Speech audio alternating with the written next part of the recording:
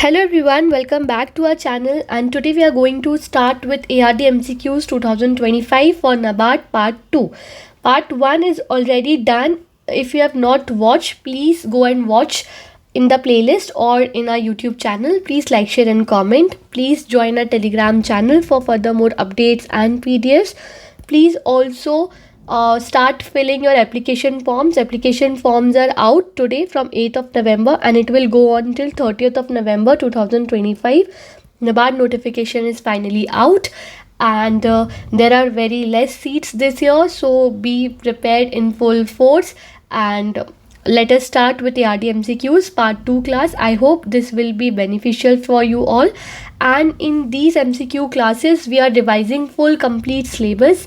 And पहली class में and इस क्लास में वी आर रेफरिंग और catering to unit number 1 of our syllabus. अगर आपने स्टैटिक लेक्चर्स कंप्लीट किए हैं मेरे साथ, सो यू वुड नो कि हमने यूनिट वाइज स्टैटिक लेक्चर्स को कंप्लीट किया है. Every unit is completed. PDFs of all static lectures are available on my Telegram channel. I re upload them in case you missed it, and please download PDFs of all static lectures that are already completed, and now we are revising all these static lectures in form of MCQs. So we are catering to unit number 1 in these MCQs. If you want to first revise the unit and then come back to MCQ, that is also fine. Please revise the unit and then attempt these MCQs. It will be very beneficial for you. It's a true short revision that would help you to understand and know how well you are prepared or how well you have revised the PDF. So unit 1 syllabus is this. I will not repeat the syllabus. It was already taught you in the class. So we are catering to unit 1 in this MCQ classes. Abhi ki class mein I'll cater to this unit 1 syllabus and we'll solve MCQs relating to this unit. So the first question says that the cropping pattern refers to type and sequence of crops grown over time, proportion of area under different crops at a point of time, use of fertilizers and irrigation methods, or cropping intensity on a farm. So please attempt these questions. Please pause the video, read the options, attempt these questions. I have not included answers itself on the first slide. I have included answers later on. So please pause the video, attempt these questions, try to answer these.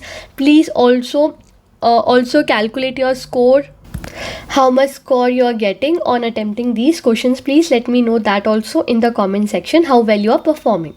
So cropping pattern क्या होता है? Read the options and try to answer this question. What is cropping pattern? So cropping pattern is the proportion of area under different crops at a point in time. यानी जिस area में different crops are being sown at a particular point in time, for example in particular season, for example in any season that refers to a point of time. तो कोई भी season में एक particular point पे एक area में जो भी क्रॉप्स डिफरेंट क्रॉप्स ग्रो हो रहे हैं, that we refer to as cropping pattern. What is system? System is a broader term. Cropping system क्या होता है? Cropping system is type and sequence of crops grown and their management over a period of time. यानी cropping system में हम include करते हैं कि किस टाइप के क्रॉप्स हम ग्रो कर रहे हैं, किस सीक्वेंस में हम क्रॉप्स ग्रो कर रहे हैं, and how management is taking place over a period of time. So that is cropping system. And cropping pattern मतलब एक एरिया में जो डिफरेंट क्रॉप्स ग्रो हो रहे हैं at a point in time is cropping pattern. So I hope आपको याद रहेगा cropping pattern and cropping system, कि cropping pattern is what and cropping system is little broader term. Now next is cropping intensity refers to what? So please pause, read the options and try to attempt. Cropping intensity is what? Cropping intensity, does it refers to total area? Does it refers to number of crops grown on the same field during a year, or number of farms, or yield per hectare of a crop? So cropping intensity का मतलब होता है that number of crops जो कि same field पे हम grow कर रहे हैं during the year. Now if you remember in our static classes I taught you that cropping intensity can be more than 100%, it can be 100 to 200, for example it can be more than 200% and it can be any. अगर 100% से ज़्यादा cropping intensity है मतलब कि more than one crop is being grown, अगर 100% से कम cropping intensity है मतलब एक क्रॉप भी पूरी तरीके से ग्रो नहीं हो रहा है. तो क्रॉपिंग इंटेंसिटी मतलब कितने क्रॉप्स हम ग्रो कर रहे हैं on the same field during a year. What is the formula of cropping intensity? So formula of cropping intensity is gross cropped area upon net sown area into 100. I have explained you in the static classes also, और मैं यहाँ भी आपको explain करती हूँ. For example एक season है, right, there is one season जहाँ पर आप 3 डिफरेंट टाइप के क्रॉप्स को ग्रो कर रहे हो एक ही लैंड पे. ओनली इन वन लैंड आपने वीट भी ग्रो कर लिया, राइस भी ग्रो कर लिया और कोई और भी क्रॉप ग्रो कर लिया जैसे बार्ली फॉर एग्जाम्पल. तो अब इसको आप कैलकुलेट करोगे एज 3, तो ग्रॉस क्रॉप्ड एरिया हो गया 3, right, and the land that was used is 1, so net sown area is 1 into 100, so cropping intensity हो गया 300%. यानी आपका क्रॉपिंग इंटेंसिटी 300% है, यानी कि आपने 3 क्रॉप्स ग्रो करे हैं एक ही लैंड पे. तो वो होता है क्रॉपिंग इंटेंसिटी कि आप कितनी इंटेंसिटी से अपने क्रॉप्स को ग्रो कर रहे हो. So cropping intensity shows how many crops are taken from the same piece of land in 1 year. एक कितने क्रॉप्स आपने उगाए, कितने क्रॉप्स आपने ग्रो किए एक ही लैंड से एक ही साल में. So that is cropping intensity. Now intensive cropping refers to what and extensive cropping refers to what. अब क्रॉपिंग इंटेंसिटी में 2 टाइप्स के हो सकते हैं, एक हो सकता है इंटेंसिव क्रॉपिंग, एक हो सकता है एक्सटेंसिव क्रॉपिंग. इंटेंसिव क्रॉपिंग क्या होता है? Please pause the video, read the options and then attempt. I will just directly go on to the answer. Intensive cropping means growing more crops per year on the same land और same piece of land using high inputs. यानी कि आपने एक ही साल में बहुत सारे क्रॉप्स ग्रो करे on the same piece of land using high input. So that is intensive cropping. Intensive English word है इंटेंसिव. आप इंटेंसिवली कुछ चीज़ को करते हो, मतलब आपने बहुत सारे क्रॉप्स ग्रो किए हैं per year on the same piece of land. तो आप इंटेंसिवली जब क्रॉप कर रहे हो तो दैट इज इंटेंसिव क्रॉपिंग. अब व्हाट इज एक्सटेंसिव क्रॉपिंग? अब इंग्लिश वर्ड है एक्सटेंसिव, तो एक्सटेंसिव मतलब आपने एक्सटेंसिव स्केल पे कुछ किया है पर कम चीज़ पे किया है पर बहुत बड़ी स्केल पे किया है. यानी आपने ग्रो तो किया है 1 crop only per year but over a large area with fewer inputs. मतलब यहाँ पर आप कर रहे थे बहुत ज़्यादा इंटेंसिव क्रॉपिंग, बहुत सारे क्रॉप्स ग्रो किए आपने, यहाँ पे 3-4 ऐसे क्रॉप्स ग्रो किए on the same piece of land using high inputs. ये इसका ऑपोजिट एक्सटेंसिव कि आपने एक ही क्रॉप ग्रो किया है बट लार्ज एरिया पे किया है using fewer inputs. So that is extensive and intensive cropping. So B and B is the right answer. Right.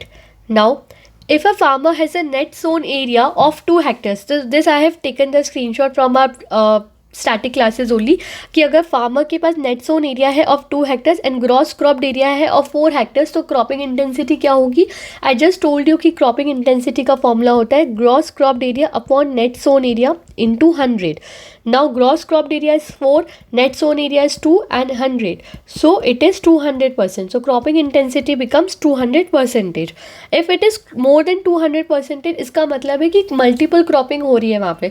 200% यानी कि आपने वहाँ पे काफ़ी सारे क्रॉप्स ग्रो किए हैं. यहाँ से हम देख सकते हैं कि 2 लैंड पे आपने 4 क्रॉप्स ग्रो किए, राइट. तो मल्टीपल क्रॉपिंग हो रही है. So it refers to multiple cropping. Now, what is mixed intercropping? In mixed intercropping, crops are grown in distinct rows, separate fields, mixed together without any distinct row arrangement या grown one after another. तो mixed intercropping होता है कि आपने mix कर दिया है together without any distinct row arrangement. कोई भी distinct row arrangement नहीं है, you have just mixed together the crops, so that is mixed intercropping. Now what is relay intercropping? Relay intercropping refers to what? So relay intercropping मतलब growing one crop before the previous one is harvested. So you have to remember, I'll tell you अभी आगे की slide में sequential cropping will also come. So sequential cropping होता है और एक relay cropping होता है. So relay cropping और इस sequential cropping का आपको डिफरेंस याद रखना है. relay cropping मतलब growing one crop before previous one is harvested. यानी for example if there is one crop here, यहाँ पर एक क्रॉप है, इसको हमने हार्वेस्ट नहीं किया, कुछ टाइम बचा है और इसके पहले ही हमने एक और क्रॉप ग्रो कर दिया. सो दैट इज़ रिले क्रॉपिंग. अब सिक्वेंशियल क्रॉपिंग होता है कि अगर यहाँ पे एक क्रॉप था, इसको पहले हमने हार्वेस्ट कर लिया है, उसके सीक्वेंस के बाद हमने दूसरा क्रॉप ग्रो किया है.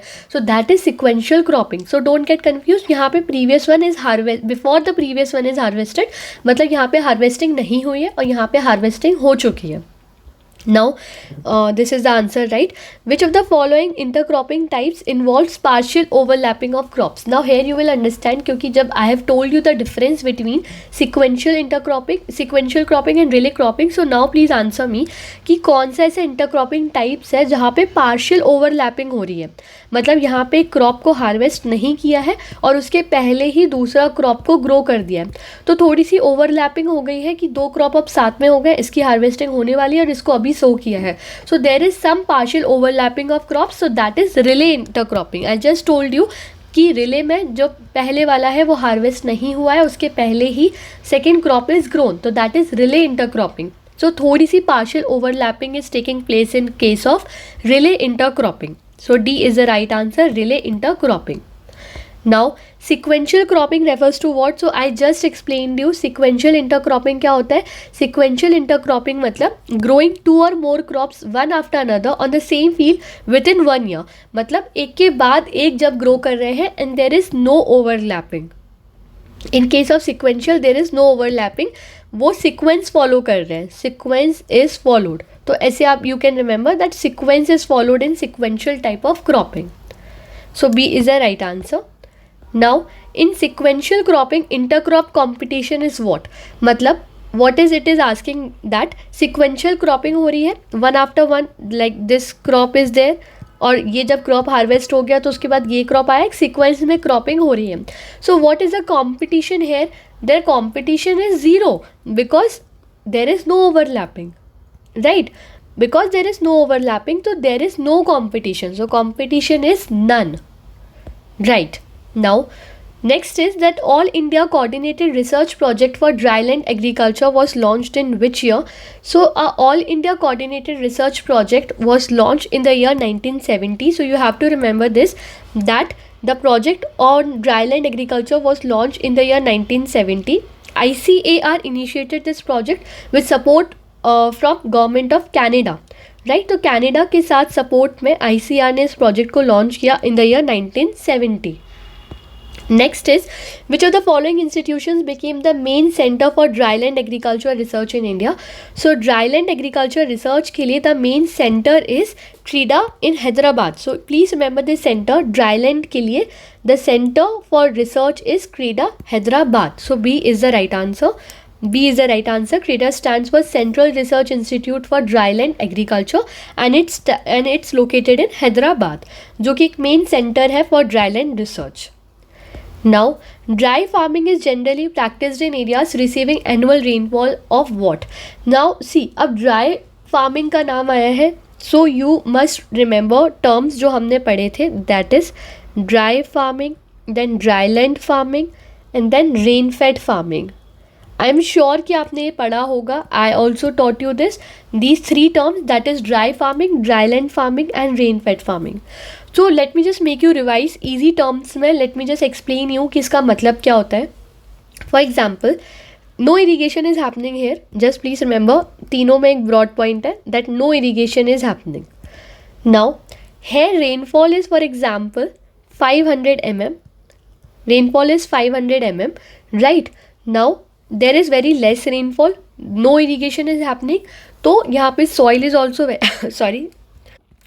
soil is also very dry and here no such cropping is happening. It is a dryland farming. Moisture is also very less, conditions are also very less, growing period is also very less, everything is dry.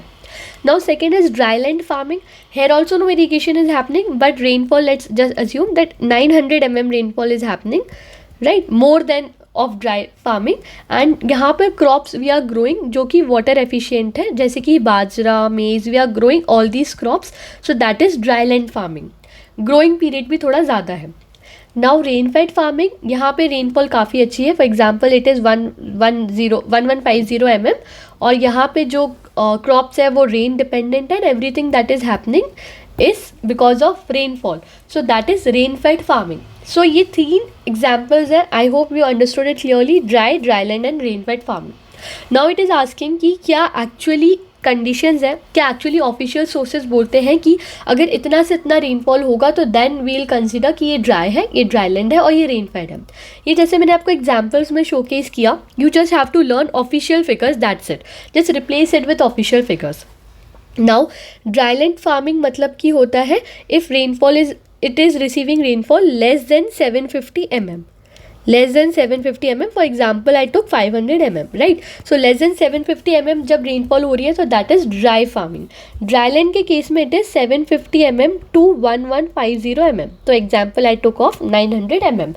तो आपको ये याद रखना है. And rainfed के case में it is more than 1150 mm, right? तो आपको बस इतना याद रखना है that the annual rainfall that these regions are receiving is 750 से कम, 750 से 1150 एंड 1150 से ज़्यादा. So the right answer for dry farming would be less than 750 mm. So A is the right answer. Now length of growing period is what. सो यहाँ पर ये जो length of growing period होगा that would be what. So here it is less than 75 days, here it is 75 to 120 days. Wait, या less than 75 days, then 75 to 120 days and more than 120 days, right? तो आपको ये याद रखना है. So here length of growing period in dry farming is less than 75 days. Now the next question is on test weight. Now what do you mean by test weight? Test weight का मतलब होता है कि seeds का wait कितना है and we measure कि for example 1000 seeds का वेट किस सीड का कितना ज़्यादा है. फॉर एग्जांपल 1000 सीड्स अगर है तो मेज़ का वेट इज़ सबसे ज़्यादा, it is around 250 to 300 grams, right? तो इट जस्ट सिंपली मीन्स कि 1000 सीड्स में कितना वेट है और विच क्रॉप. सो सबसे ज़्यादा जो टेस्ट वेट है, highest test weight is of maize. So please just remember the test weight of maize is around 250 to 300 grams and it is highest. Because it is highest, that is why I am just giving you the MCQ कि for example if it comes test weight के बारे में तो you should know that maize has highest test weight, right? Now broadcasting is known as what? So broadcasting क्या होता है? broadcasting मतलब जैसे हमारे पास seeds है और randomly हमने इससे seeds फेंक दिया हमारे field में randomly, so that is broadcasting. हमने randomly seeds को फेंक दिया, वो कहीं भी grow हो सकते हैं. So that is broadcasting. So broadcasting is random sowing. Now, in which method are seeds placed in continuous rows at a uniform depth using a seed drill? And the method of sowing in which seeds are placed in holes or pits at fixed spacing is called as what? So अभी हमने एक method देखा, we just saw now one method of sowing seed, that is broadcasting, जो कि हमने randomly sow कर लिया. Now there are again two more methods जहाँ से हम seed को sow कर सकते हैं. So one method is कि seeds को हमने continuous rows में रखा, see these are rows, तो हमने continuous rows में रखा, एक uniform depth में रखा, मतलब एक uniform depth दी उस चीज़ की, और यूनिफॉर्म डेप्थ एक ड्रिलिंग करके, एक सीड को ड्रिल करके एक यूनिफॉर्म डेप्थ दी है और वहाँ पे हमने सीड्स को प्लेस किया.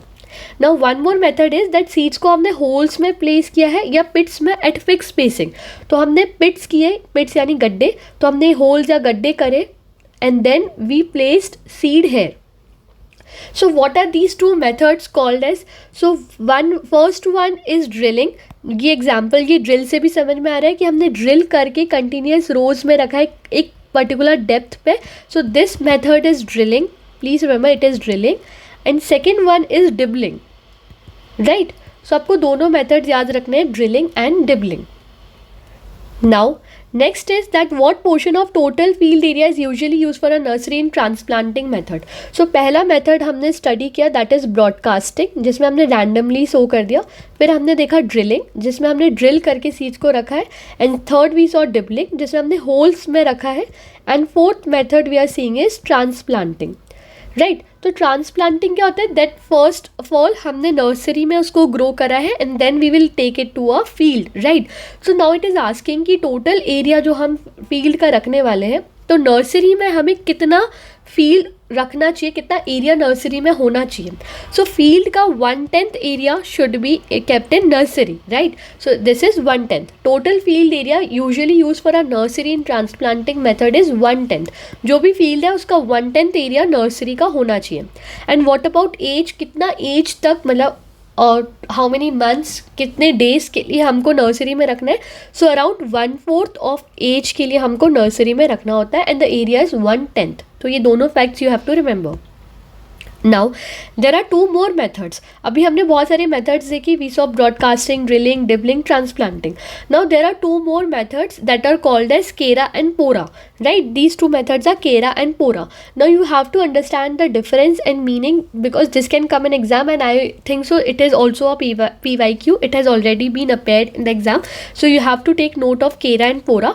So Kera method क्या है? So Kera method is, first answer is Kera, second answer is Pora. So Kera method क्या है? जिसमें जो ट्रेडिशनल सोइंग मेथड है, first of all this is a traditional sowing method, जिसमें हम मैनुअली ड्रॉप करते हैं फरोज में, open by a country plough, यानी गड्ढा करके जो कंट्री प्लो होता है, इट इज़ लाइक दिस, मतलब कुछ ऐसा होता है द इंस्ट्रूमेंट, राइट. तो उससे फरोज बनाकर सीड्स को मैनुअली रखना, हाथ से रखना, a traditional method that is called as kera. A fancy name but a traditional method. Now second is Pora. Pora is nothing but seeds को एक पाइप के थ्रू या ट्यूब के थ्रू हमने फरो में डायरेक्टली पहुंचा दिया. जब एक पाइप के through we are making it reach to a furrow or a ground, so that will be called as pora. So P for pipe, P for pora, ऐसे you can remember, and manually अगर रखा है तो kera, right? So please remember kera and pora too. Kera is a traditional Indian method जहाँ पे seeds को हमने drop किया into furrows using a देसी plow, ठीक है, that's also called as country plow. आपने देखा होगा देसी plow ऐसा होता है. Then अगर हमने पाइप के थ्रू किया है तो that is pora. Next is that seeds whose germination is influenced by light is called as what. तो सीड्स जिनका जर्मिनेशन इन्फ्लुएंस्ड है by light is called as photoblastic seeds. आपको नाम से भी समझ में आएगा, light refers to photo, so these are photoblastic seeds. Now red light generally does what and far red light does what? So red light that is 662 nanometers and far red light that is of 730 nanometers. तो ये क्या करता है? Red light does what?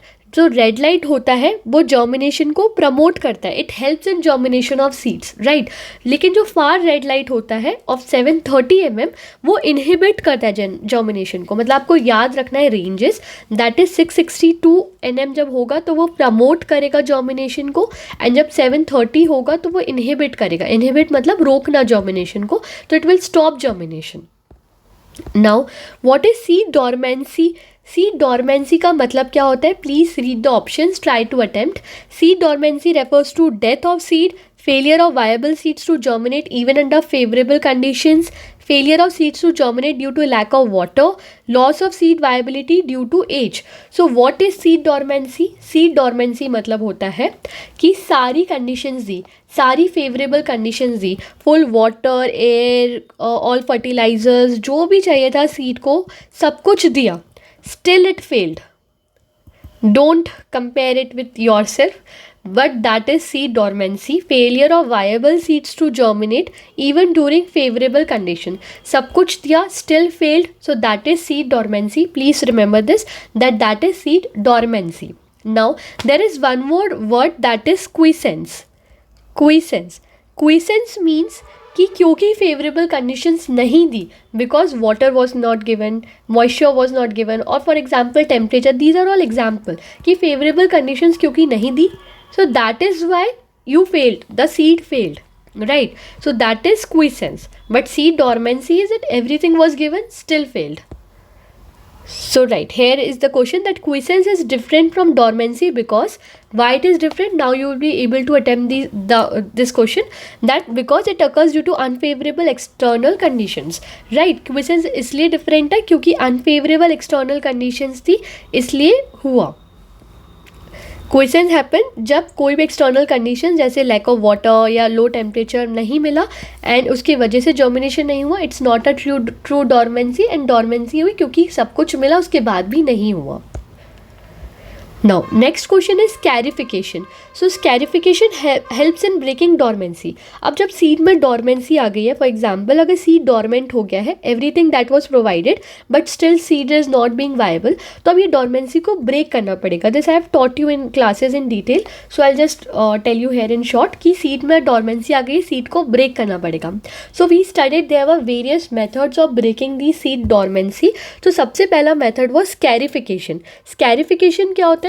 स्कैरिफिकेशन मतलब होता है कि scratch करना सीड को ताकि वाटर और एयर जो है वो अंदर जा पाए, तो स्क्रैच करते हैं हम पेपर पे, सैंड पेपर पे, ताकि जो डॉर्मेंसी है वो ब्रेक हो जाए.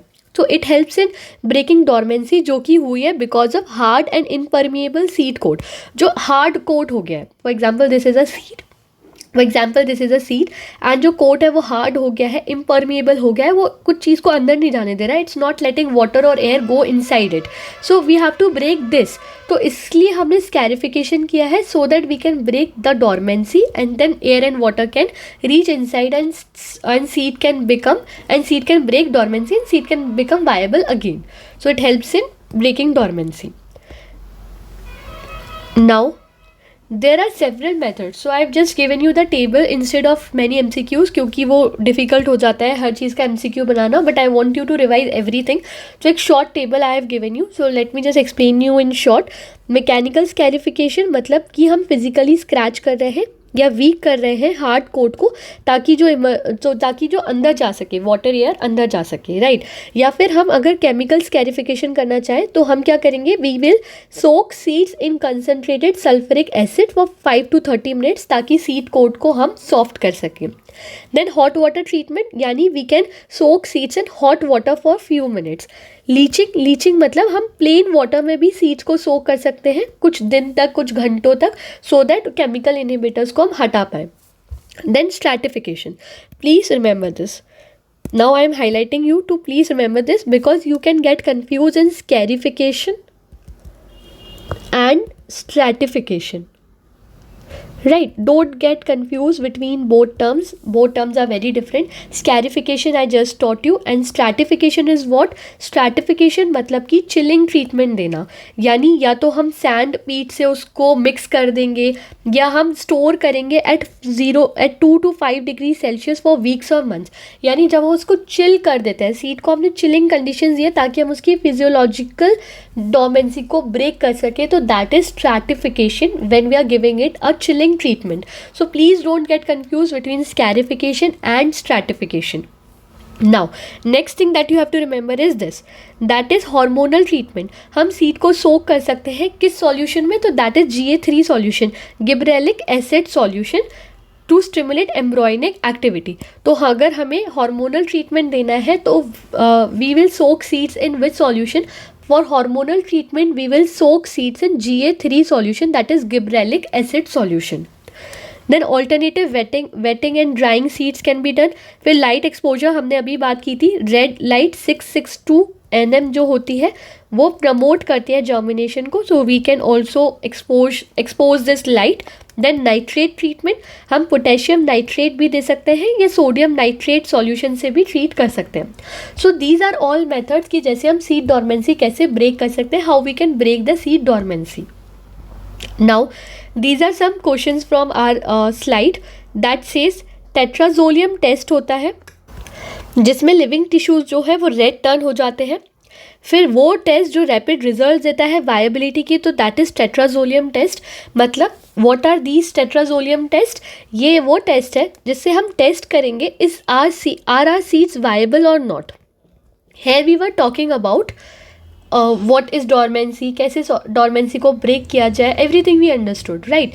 Now here we are saying that how we will check that our seeds are viable now, they have broken the dormancy, उन्होंने dormancy तोड़ दी है, how we will check? तो वो check करने के लिए the test name is tetrazoleum test. tetrazoleum test में जो living tissues है वो red हो जाते हैं, जो rapid result देता है viability के test का that is tetrazoleum test, और जो chemical use होता है that is tetrazolium chloride. So viability के लिए test हो गया tetrazoleum. Right. Now Indian Seeds Act was passed in which year? Seeds Act was passed in which year? 1956, 66, 68 और 69. So the right answer is B, that is 1966 में Seeds Act pass हुआ था. Also please remember that Seed Act was passed in 1966 but the seed rules were framed and notified in 1968 and जो seed certification system है that started in 1969. So Seed Act 1966 then notified 68 और जो seed certification system है that I am going to discuss अभी, जो certification system है that started in 1969. So all these 3 years are important, please remember. Now let us discuss about certification. The original seeds maintained by breeder to preserve genetic identity and purity is called as what? And breeder seed is produced from which seeds? Right? So please try to answer these questions. See, there are 5 certification systems of seeds that we are going to study. That is NBFRC. Nucleus, then breeder, foundation, registered and certified. आपको भी इस sequence में याद रखना है. You have to remember this in sequence. Just remember it with acronym, that is NBFRC. There are NBFCs, we know, right, in banking system. So just add a R here and the acronym is ready, that is NBFRC. So ऐसे you can remember.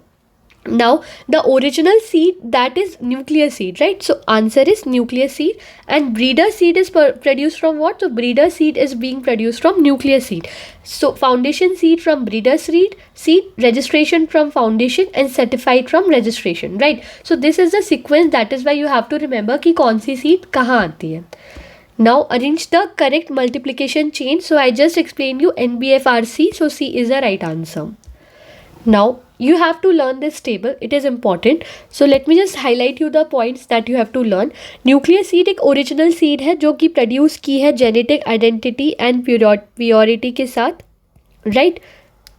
It's an original seed. उसके बाद it is directly maintained and multiplied by original breeder or institute. Its genetic purity is nearly 100%. It's not certified but pedigree certificate एक होता है जो मिलता है. And it serves as base material for producing breeder seed. क्योंकि nucleus seed से आएगा breeder, breeder से फाउंडेशन, फाउंडेशन से रजिस्टर्ड एंड देन सर्टिफाइड. दो रजिस्टर्ड सीड जो है वो ऑफिशियली यूज़ नहीं होता, कुछ स्टेट्स में यूज़ हो सकता है, बट हम इंडिया में एक्चुअली फाउंडेशन के बाद सर्टिफाइड ही मानते हैं. Then breeder seed. Breeder seed is a progeny of nucleus seed. It is produced by breeder or institution. इसमें भी 100% genetic purity होती है.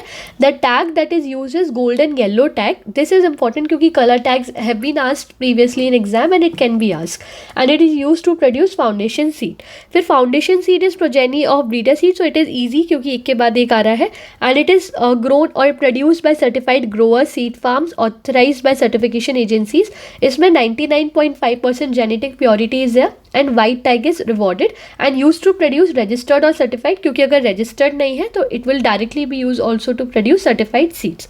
Registered seed is progeny of foundation seed and इसमें 99% genetic purity होती है. Purple tag is awarded.